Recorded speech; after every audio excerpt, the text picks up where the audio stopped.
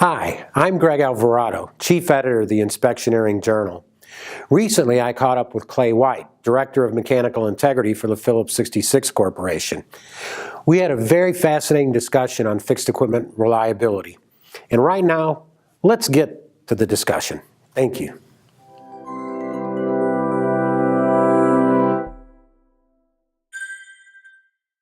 Hi, Clay. How are you doing? Good, Greg. Good to see you. Good to see you too. And thanks for agreeing to sit down and chat a little bit about the world of fixed equipment reliability and the downstream refining industry and petrochemical industry. We really appreciate it. Yeah, sure. My pleasure.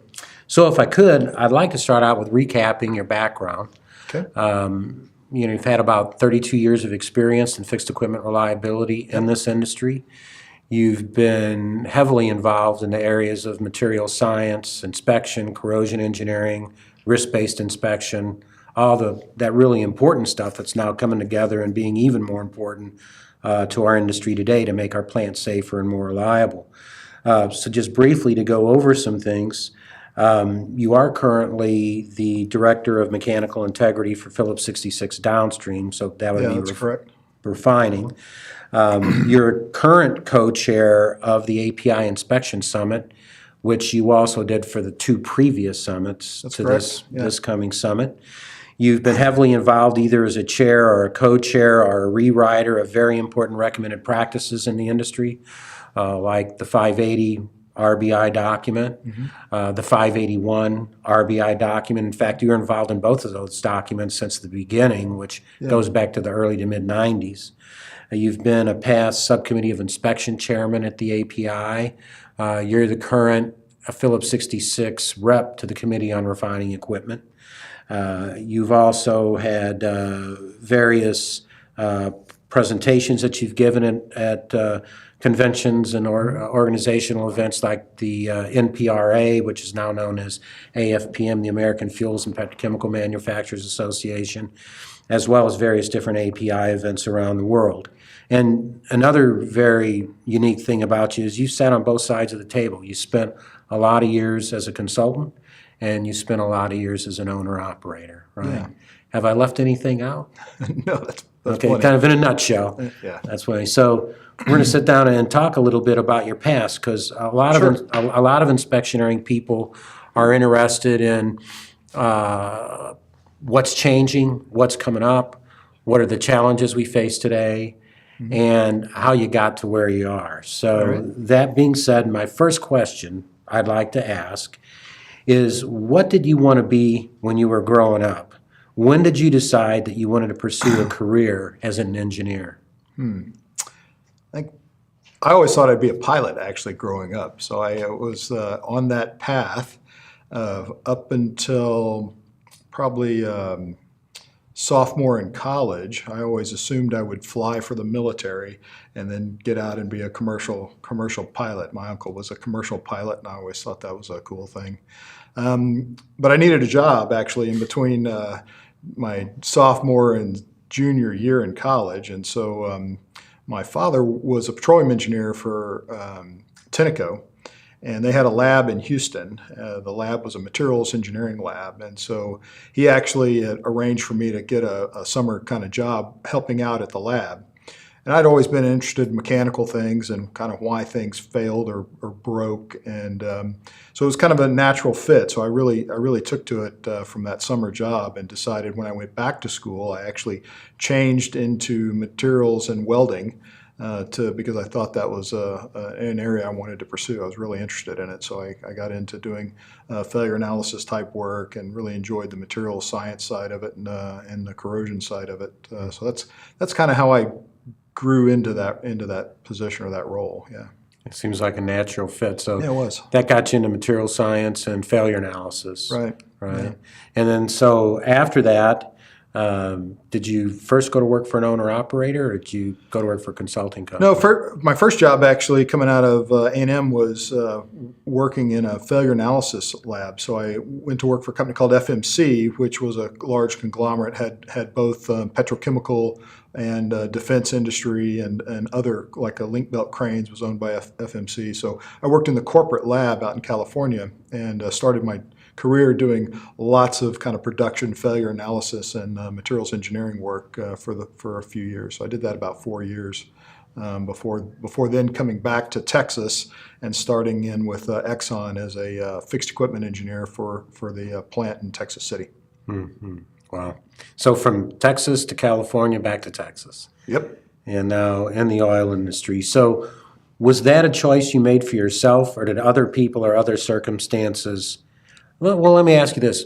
What people, in addition to your father and Yeah. the people you met along the way, influenced the path that you took?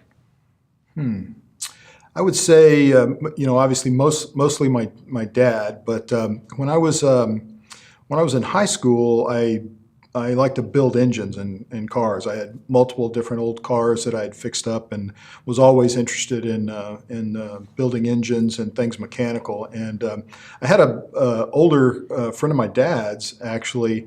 Worked for a company called Magabar, which did drilling muds and fluids, and he knew I was interested in cars and building engines, and he had asked me to build an engine for his hunting vehicle that they took out clients out on leases, so I built him a turbocharged 350 engine. And we rode around that thing for a season. He took me hunting with him, and the turbocharger actually failed. And so the turbocharger failed, and then part of the engine failed after that. So I was always interested in what caused that thing to fail. So through conversations with him and talking about that, I think that's probably was one of the main catalysts to get me interested in doing more of the material science side, and looking at failure analysis. He's probably the other influence in my life in that area. What were the biggest challenges? So you started out working as a consultant, and then you went to work as an owner-operator. Right. What were the biggest challenges for you in changing between those two roles, or what were the biggest differences? Were there any things that you had to change about the way you looked at things or the way you worked in changing between the two? Yeah, sure.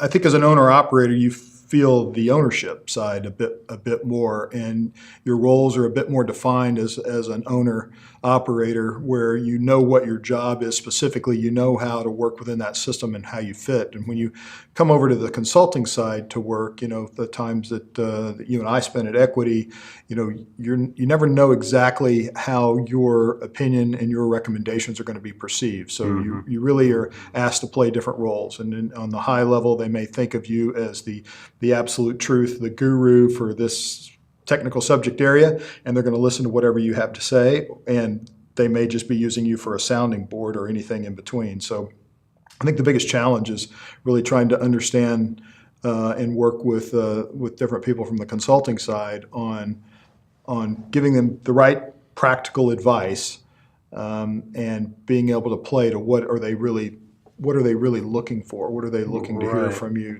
to influence them on the particular job or whatever it happens to be?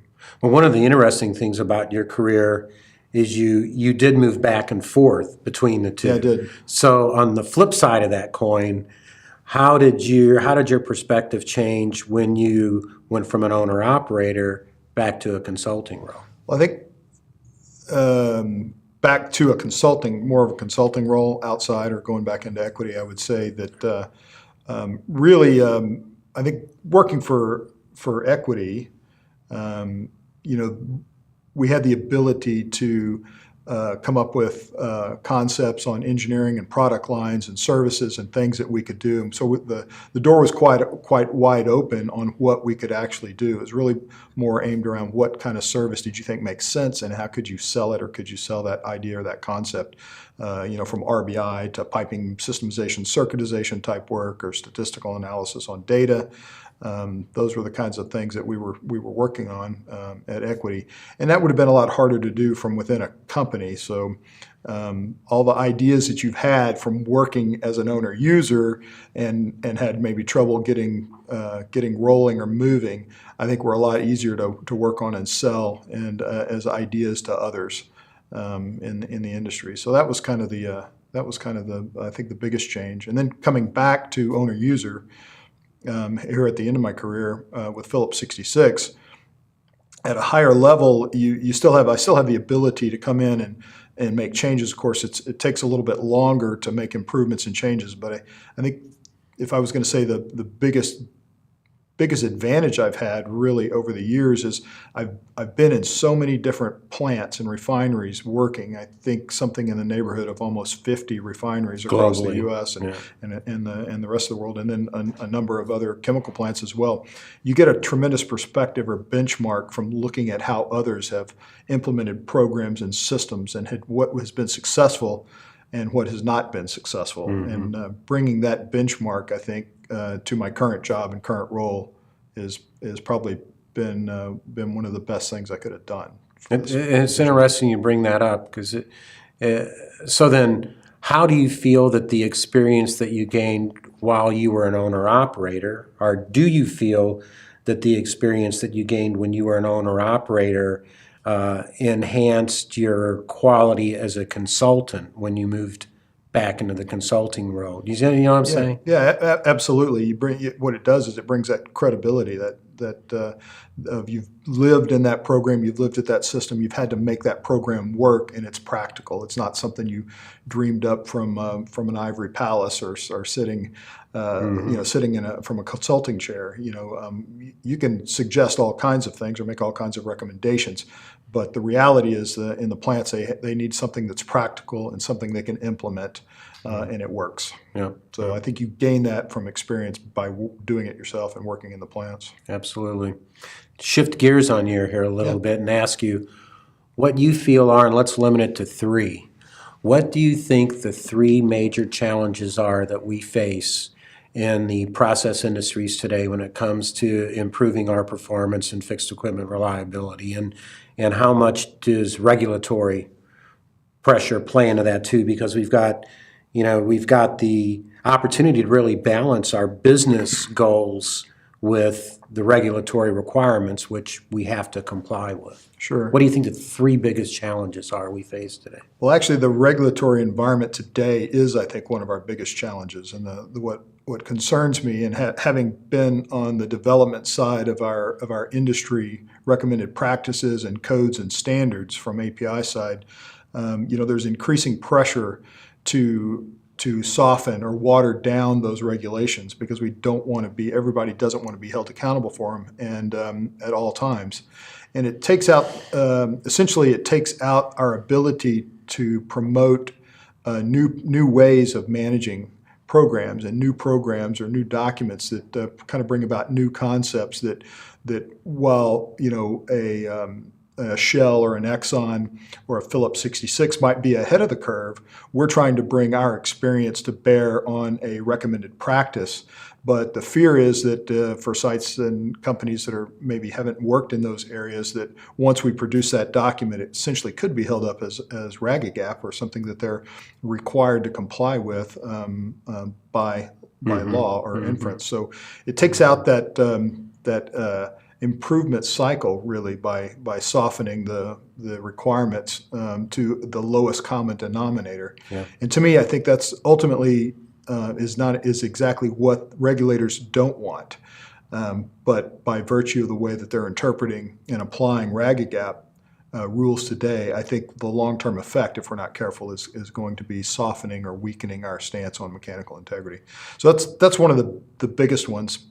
The other ones I think are really nothing's changed, right? So one is the biggest problems we have are always typically around implementation of the program itself, not the technical content of what you're doing. So we can always improve our programs, but what I find is when you're looking at programs to go identify damage mechanisms like HTHA or low silicon carbon steel for sulfidation, you think about you're essentially looking for kind of a needle in a haystack with those programs. They're multi-year, multi-million-dollar programs, and it really takes a dedicated resource, almost like a project engineer, to run those types of programs well, to get good documentation, make sure you've gotten all the way through it. And to me, that seems to be the biggest downfall is not doing very good implementation on those types of programs.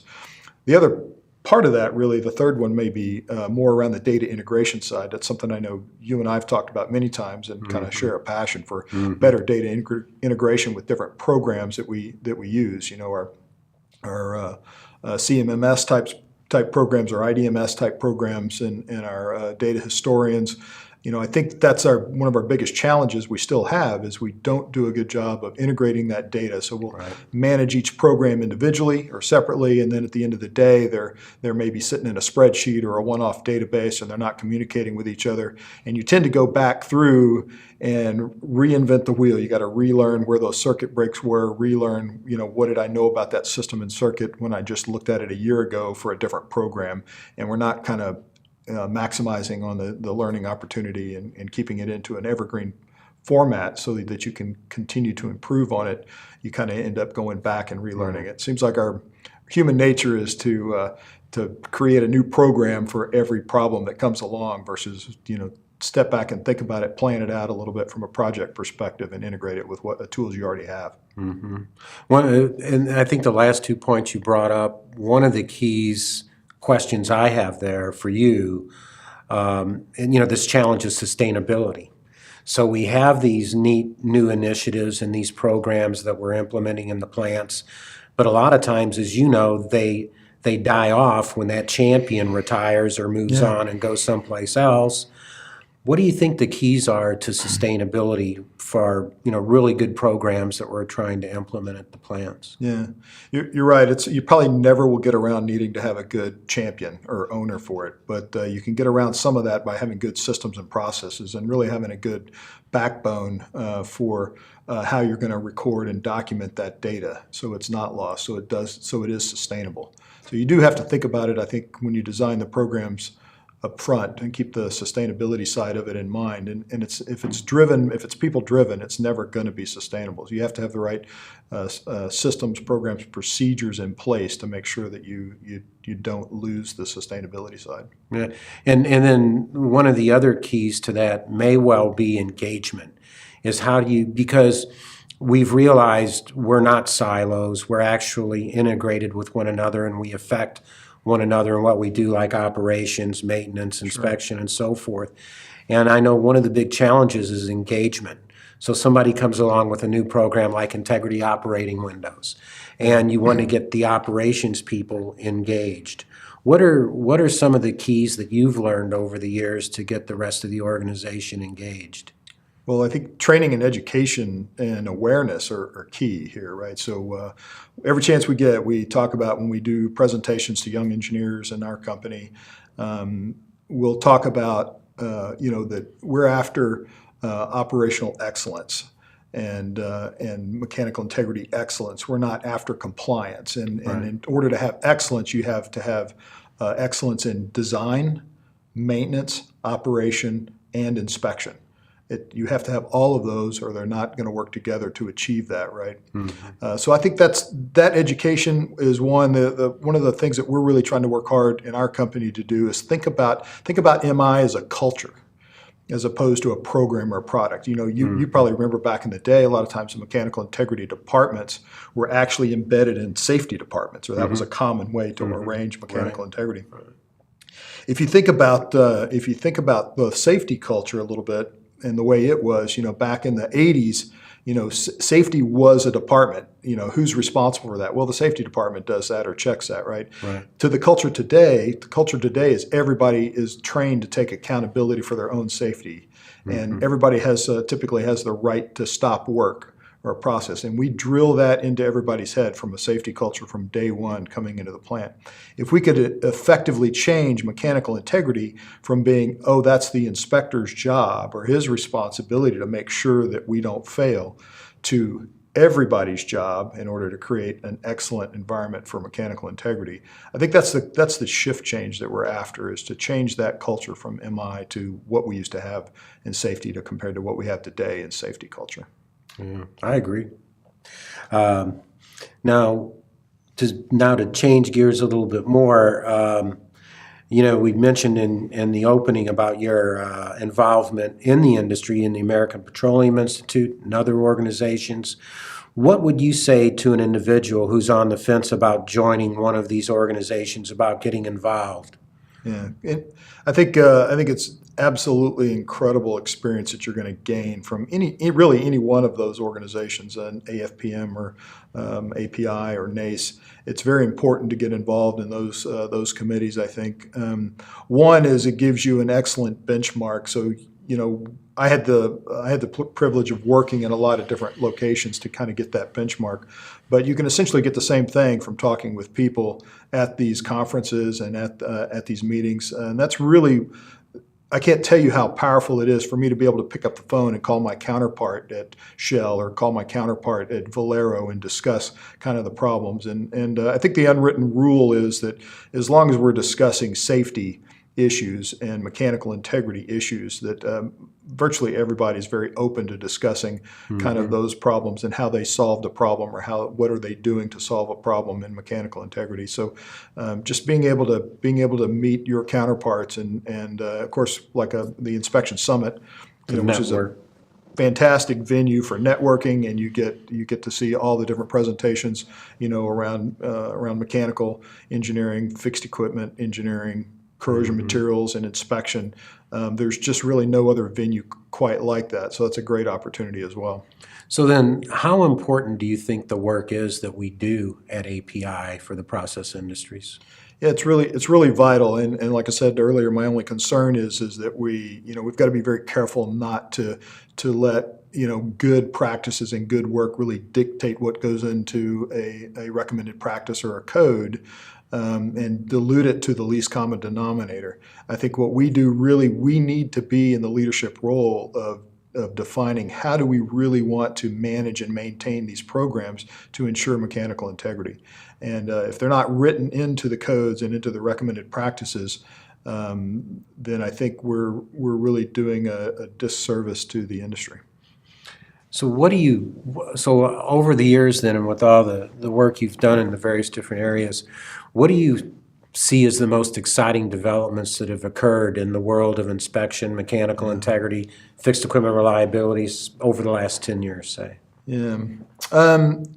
It's hard to keep up with inspection technology, so I think this will be no surprise to anybody watching or listening. But the advent of phased array and encoded processing for inspection data is really changed the game on how we look at data, how we manage data, and that world is changing so fast with technology. There's always a lot of improvements. If you look at how much equipment we really inspect in a plant, in a unit, in a given year, in terms of percent square foot, it's so small. So I always say that we have to be either really, really smart or really, really lucky to be good. I'd rather try to be good and use all the technology I can to help me get there. So those kinds of programs and there's lots of other inspection technologies that have improved. I'm not going to harp on all the ones that we use or whatever I think are the main advantages. But I think technology from the inspection side is a key. And then I think we're finally starting to see more and more integration on software, right? So there's a lot of pushes to combine historical standalone software packages with like RBI and inspection. And I think that'll help tremendously as well, because for years we've struggled to try to figure out how to bridge those different programs between your programs like SAP and your whatever your CMMS program is and IDMS type programs, like UltraPipe and PCMS. Bridging those together is only gonna help us maintain that data better and make good decisions with a combined data set and make them more sustainable. Yeah. So just to summarize then, advances in NDE and NDE technology and use phased array is a really good example of that. And the other is integrated software work processes and programs and so forth. I get it. What do you see over the next 10 years? What do you think the future holds for the future of fixed equipment reliability and this inspection? What are the next hurdles? I know drones are coming out now, and we hear the use of drones. And obviously, there's still a lot of work that needs to be done in successful integration of these software architectures for things like reliability and inspection and so forth. So what do you see as realistically we're going to achieve over the next 10 years moving forward? Well, I think with the integration of a lot of these products, we have kind of the ability now to start thinking a little bit longer term and a little bit broader. So, one of the things that I've always been kind of interested in trying to see develop would be around being able to do a total life cycle analysis for a piece of equipment and really look at the cost. We make trade-offs every day when we're operating equipment on, if I can increase this temperature here, I can get better yields on a particular process, but we know we're going to do some corrosion. We're going to cause some corrosion to this equipment. Or if I can run an opportunity crude that maybe has higher sulfur, higher tan, I'm going to have some amount of corrosion for this piece of equipment. I think we're approaching the point where we can realistically start to think about actually being able to look at the cost difference on what are we really making by pursuing an opportunity crude versus what's it really costing us in terms of damage to that equipment. So that's one of the things I think would be really beneficial to do. And of course, there's lots of push and effort now on the different on the more opportunity crudes, right? And so I think things like being able to do real-time inspection monitoring for different types of damage, thickness monitoring real-time, and compare that to changes in your crude slate or diet, so you can actively look at corrosion and potential problems real-time now is, I think, another really big advantage. And I think that's going to become, more and more widely used. It's already being pretty widely used now, and I think it's going to continue. How do you feel about the use of risk management and helping us pull these things together and balance the safety pressures with the business and environmental pressures? Yeah, I think it's obviously the right approach. The trick is always getting the risk analysis right and balanced. And every company I know of has some kind of corporate risk matrix, and they try to use a risk-based approach on a lot of their decisions. To a degree, it's easier for equipment because a lot of it's more tangible, and it's less subjective in terms of deciding what those consequence and likelihood factors are. But it's always difficult to manage those programs. They're large programs or complicated programs, no matter which RBI type approach or program you're using. They are difficult to manage, and as being standalone software programs, they were always not well integrated in a lot of cases with other programs. Still, to me, it's the best approach to use, but getting it right and maintaining it well is been an issue, I think, for most implications or most sites employing RBI type technologies. Yeah, I think one of the things that I've always seen about RBI is using it as a tool to holistically bring everything together. Because a lot of these failures that occur are almost kind of like a butterfly effect thing, right? And the guy does something over there and somebody falls down over there. Now, how are those things connected, right? And I think and if you agree that if we put together a good risk management program, you're going to make sure that the model is designed well, that it's a holistic model, that all the interdependent pieces fit together the way they're supposed to, right? Yeah. So that those types of things don't happen, or at least we mitigate them as much as humanly possible, minimize the opportunity for those to occur. So I guess I have one last question. Sure. It's a little bit off the wall. I've always wanted to ask you this question. So of all the places you've been and where you've worked around the world, what sticks out in your mind as the coolest place you've ever been? Oh, wow. So we had at one time we owned, just until up to this year, we owned a refinery in Cork, just outside of Cork, called Whitegate in Ireland. And I remember that being, if I could work at a refinery somewhere, where would I want to work? That would probably be my number one choice. Yeah, that was a beautiful, beautiful area.